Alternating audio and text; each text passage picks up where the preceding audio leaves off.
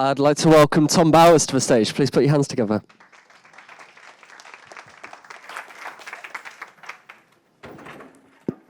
You can tell I'm a bit of a bodybuilder. Flex those muscles, Sam. Right. Actually, nobody can see us over there, can they? Do you want a hand? You're right. No, I'm great. Can you see us? There we go. That's perfect. Not that you wanted to see us on this side, but you can now. There we go. Brilliant. So, Tom, welcome to the stage. Thanks for filling in last minute. But Tom, as for anybody who was here yesterday, we did a series of quick-fire predictions to start the future of media, and Tom was one of the presenters. It was 2 minutes to present the future of media, so yeah, easy, right? At all. Yeah, really Happy days. Tom is founder of Hypothesis Media.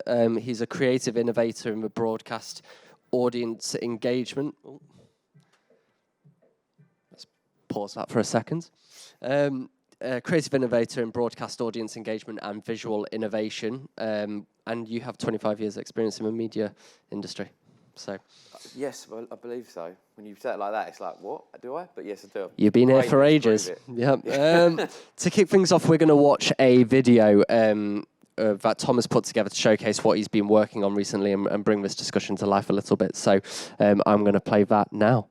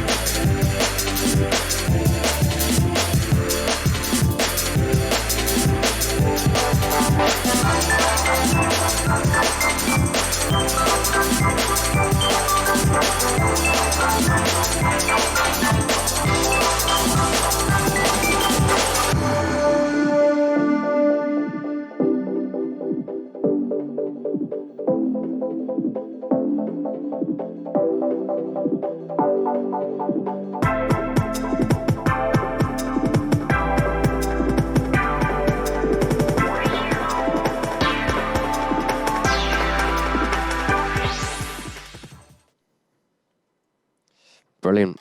Well, Tom, it's obviously quite impressive. Tell us what makes these TV ads so transformative for the broadcast industry. Well, I think there's lots of facets, really, why it's transformative. Obviously, visually, they look incredible. But I think it's really interesting to follow Callum's stats and have this discussion because the TV ad market is declining. Only 1% in sort of linear viewing figures over the last year. It's still the main route of why where brands want to advertise, but there just hasn't been a decent amount of innovation, in my opinion, for quite a long time to really kind of invigorate the market and to move away from the kind of tired 3-minute ad slot. And these ads can absolutely do that with live mixed reality. So I think for the kind of ad market in general and TV ad market, it's really able to kind of inject a well-needed boost of cash to declining ad revenues. But bigger than that, I think it also allows the broadcast market to embrace virtual production, which obviously mixed reality falls under that heading, as a whole industry. Because I think virtual production is a bit of a myth around it's something for Hollywood, and it's not a process that really the broadcast market has got their head round yet, when actually it's something from a commercial and an editorial perspective, it's something that's going to change, and it's getting bigger and bigger and bigger. So for me, this is really going to be, it's a really transformative way for brands to get involved and help inject a new wave of innovation and cash into the industry.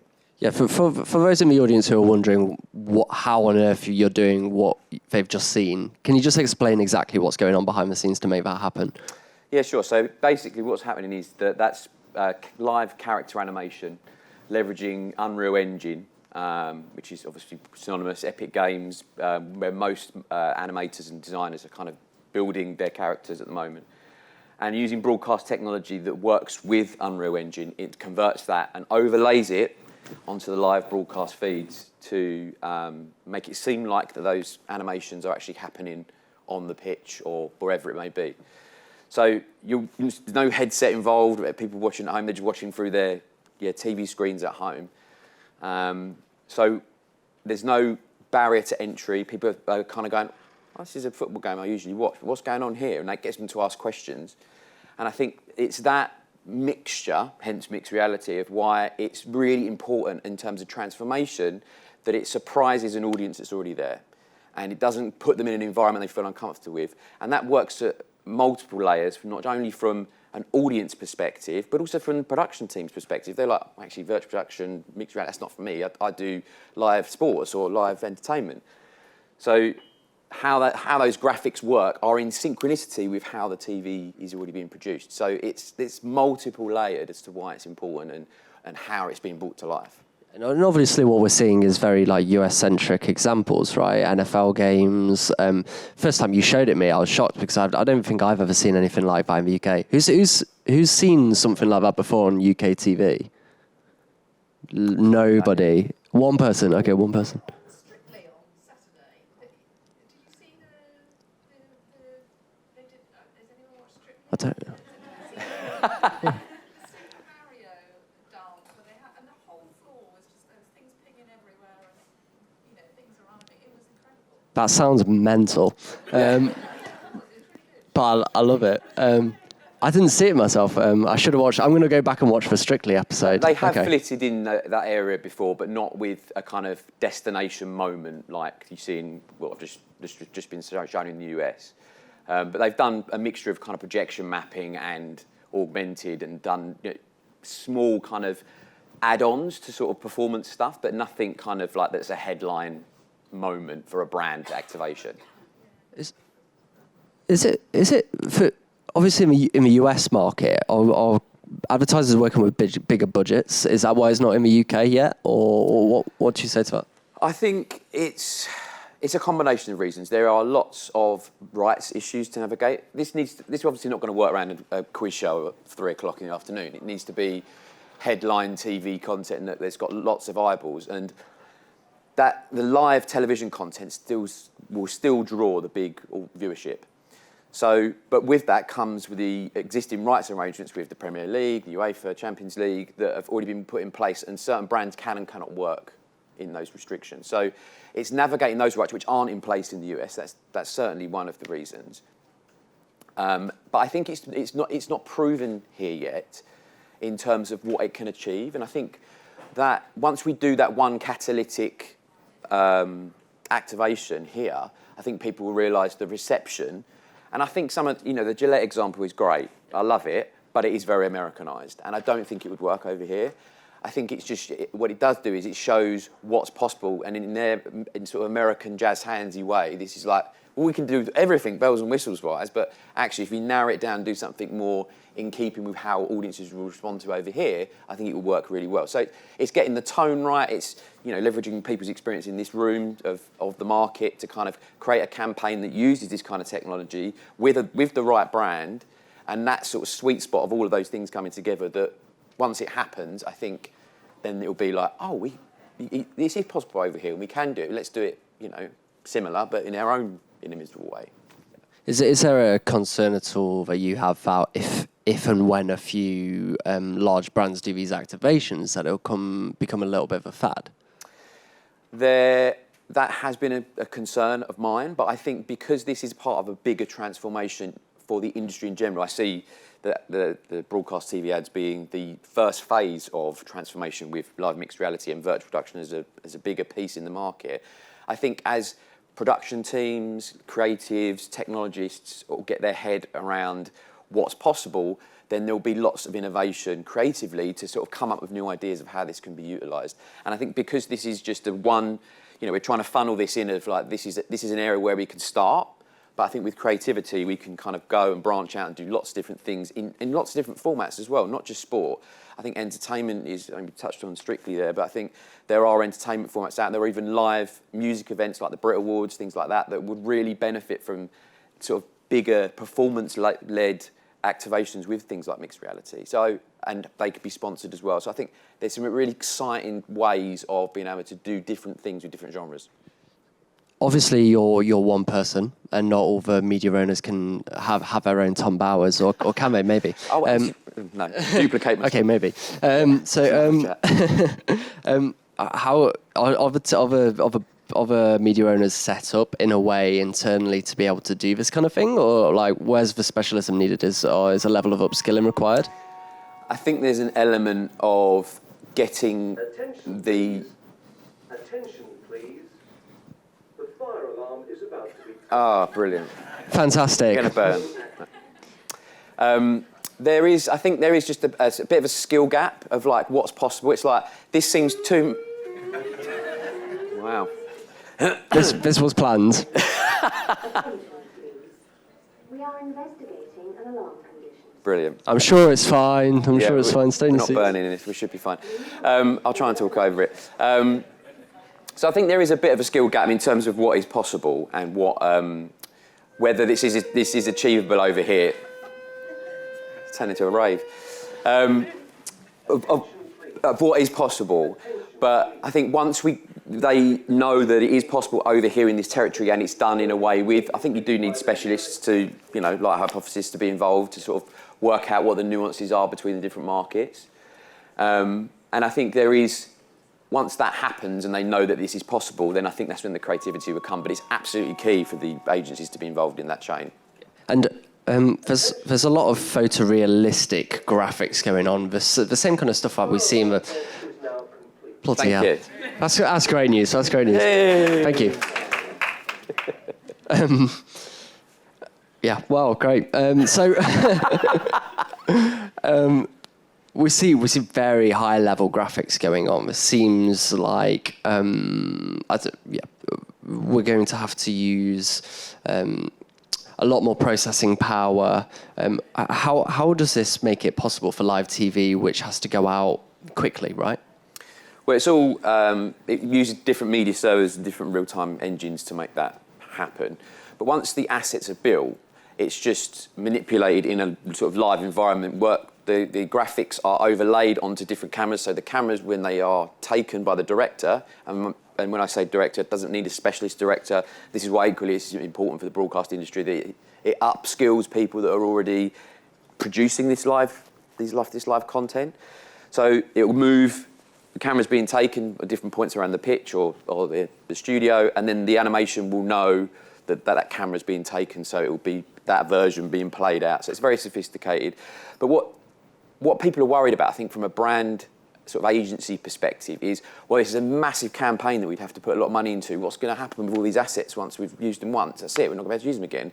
So we're working with ways that we could give you an assets pack that you can then use it for digital out of home and potentially do mixed reality activations from sort of big screens at Leicester Square, as well as the live streamed launch of something, combined with sort of social media elements of that campaign. So it's not just a one big broadcast activation. That media can live on it elsewhere, and I think that's why it's important with the kind of diversification of where audiences are watching things.